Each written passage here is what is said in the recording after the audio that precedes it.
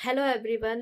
Welcome back to my channel inner work talks. मैं हूं अर्पिता और आज बात करेंगे ट्विन फ्लेम जर्नी के रनर एंड चेजर डायनामिक के बारे में, जो कि सबसे ज़्यादा इस टॉपिक पे सबसे ज़्यादा लोग सर्च करते हैं कि ऐसा क्यों होता है कि एक एनर्जी जो है, मोस्टली फेमिनाइन एनर्जी सबसे ज़्यादा चेज़ करती है इस जर्नी में, और मैस्कुलाइन जो होते हैं वो रन क्यों करते हैं, ऐसा क्यों होता है। और फेमिनाइन्स का ये सबसे बड़ा क्वेश्चन होता है कि ऐसा क्यों होता है कि हम चेज़ करते हैं और उनको हमारे इमोशन समझ में नहीं आते हैं और वो रन करते हैं।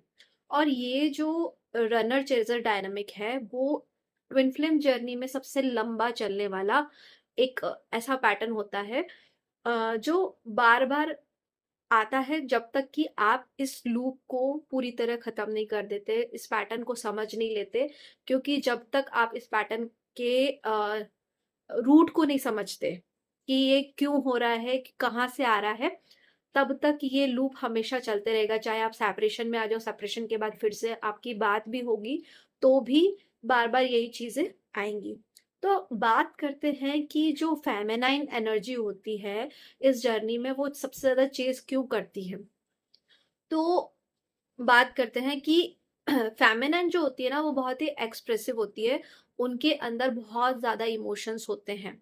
उनको इमोशन एक्सप्रेस करना बहुत अच्छा लगता है। उन्हें उनका प्यार शो करने का जो तरीका होता है वो इमोशंस के थ्रू होता है अपने, ठीक है? और जब आप इस जर्नी में होते हो और आपकी जो डिवाइन मैस्कुलाइन है, आप जब उनसे अपने इमोशंस एक्सप्रेस करते हो या इस जर्नी को आगे बढ़ाने की कोशिश करते हो या अपने फ्यूचर के बारे में सोचते हो, तो उनका ऐसा होता है कि वो आपकी बातों को समझने के बजाय वो रन करने लगते हैं। मतलब कि या तो वो बिल्कुल रिप्लाई करना बंद कर देंगे, या फिर इस चीज़ को इग्नोर कर देंगे, या फिर थोड़े टाइम के लिए ऑन एंड ऑफ सिचुएशन हो जाएगी। मतलब कि बहुत देर-देर में रिप्लाई करना, आपकी बातों को नहीं समझना। तो उस टाइम आपको ऐसा लगता है कि ऐसा क्या हो रहा है? क्या ऐसा तो नहीं है मुझे रिजेक्ट कर रहे हैं, मुझे इग्नोर कर रहे हैं, या ये कहीं और किसी और थर्ड पर्सन के साथ है? ये चीज़ें आपके माइंड में आने लगती है, जो कि बहुत नॉर्मल है, और सारी डिवाइन फेमिनाइन जो है वो इस चीज़ को महसूस करती हैं। अब ऐसा क्यों होता है? तो जो डिवाइन फेमिनाइन होती है, उनका जो चाइल्डहुड होता है, उसमें कहीं न कहीं ये पैटर्न होता है कि चाइल्डहुड हो गया या फिर उनका टीनेज हो गया, मतलब कि उनके लाइफ में कुछ न कुछ ऐसे इवेंट हुए होते हैं, जहाँ पे शायद उनको रिजेक्ट किया हो, उनको इग्नोर किया हो, या फिर अबैंडनमेंट वाला कुछ सीन हुआ हो कि आपको ऐसा डर लगा हो कि कोई मुझे छोड़ के ना चले जाए। तो जब आपके साथ जब आप अपने इमोशंस उनको शो करते हैं और वो जब इग्नोर करते हैं, तो आपके वो सारे पैटर्न्स, वो सारे वुंड्स ट्रिगर हो जाते हैं और वो बाहर सरफेस पे आ जाते हैं, जिसकी वजह से आपको ऐसा लगने लगता है कि शायद ऐसा तो नहीं, ये मुझे रिजेक्ट कर रहे हैं, मुझे इग्नोर कर रहे हैं, या मेरी वैल्यू नहीं कर रहे हैं, मुझे समझ नहीं पा रहे। ठीक है? बात करते हैं डिवाइन मैस्कुलिन की कि वो ऐसा क्यों करते हैं। तो डिवाइन मैस्कुलिन जो होते हैं, वो उनकी कंडीशनिंग ऐसी हुई होती है, उनके बचपन से अभी तक के कुछ ऐसे इवेंट्स हुए होते हैं कि उनको बहुत ही प्रैक्टिकली और लॉजिकली मतलब चीज़ों को समझना होता है। मतलब वो बहुत शुरू से ही रिस्पॉन्सिबल हो चुके होते हैं। उनके लाइफ में कुछ ऐसे इवेंट्स हुए होते हैं, जिसकी वजह से वो बहुत शुरू से बहुत रिस्पॉन्सिबिलिटी उन्होंने ली होती है। उन्होंने बहुत सारी जगह अपने इमोशन को सप्रेस किया होता है, और कहीं न कहीं उनके अंदर इसी वजह से ऐसा होता है कि जब इमोशन उन्होंने दबाए होते हैं और जब फेमिनाइन उनको इमोशंस शो करती है, तो उन्हें नहीं समझ में आता है, क्योंकि उन्हें पता ही नहीं होता है कि इमोशंस को कैसे एक्सप्रेस करना है। और सबसे बड़ा रीज़न होता है कि उनको उन्होंने शुरू से एक इंडिपेंडेंस उन्हें एक मतलब इंडिपेंडेंटली उन्होंने एक लाइफ जी होती है। मतलब उनको अपनी इंडिपेंडेंस बहुत पसंद होती है। उनको ऐसा लगता है कि ऐसा तो नहीं कि मैं कहीं रिलेशनशिप में आ गया, या ये इमोशनली हम आगे बढ़े, तो शायद एक मैं एक कंट्रोल के अंदर आ जाऊँ, मेरी इंडिपेंडेंस ही खत्म हो जाए।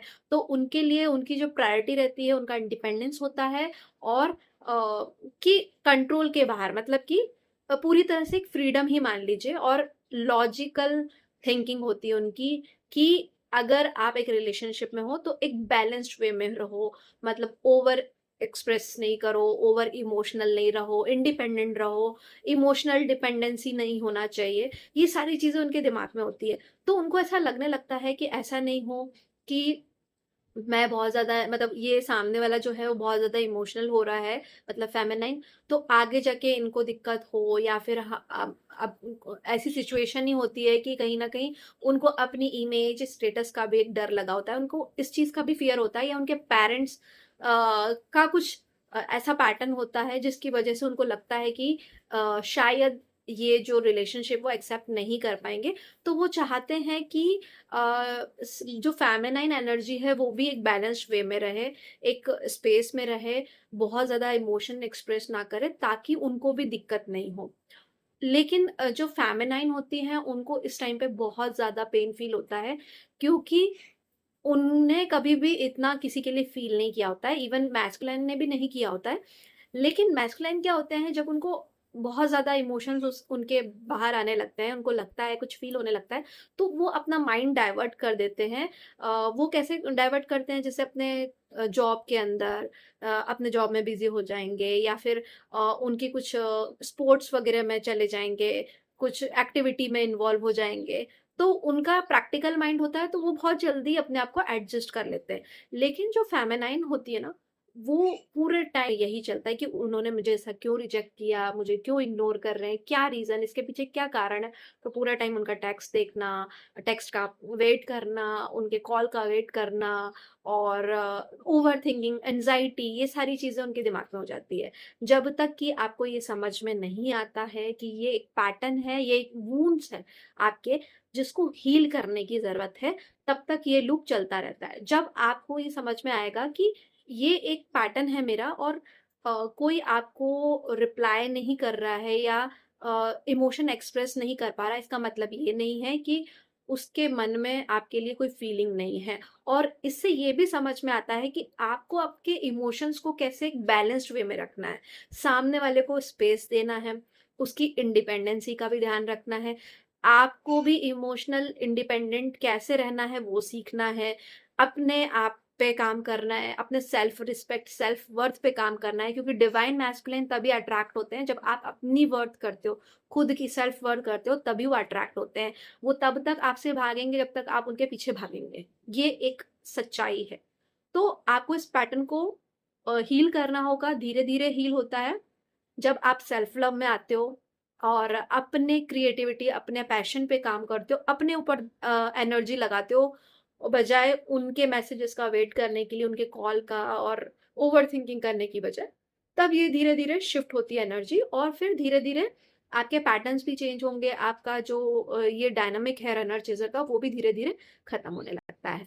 तो अगर आपके साथ भी ये पैटर्न अभी हो रहा है, तो आप मुझे कमेंट्स में बता सकते हो।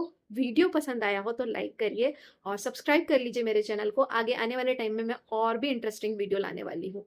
तो मिलते हैं नेक्स्ट वीडियो में, तब तक के लिए बाय बाय।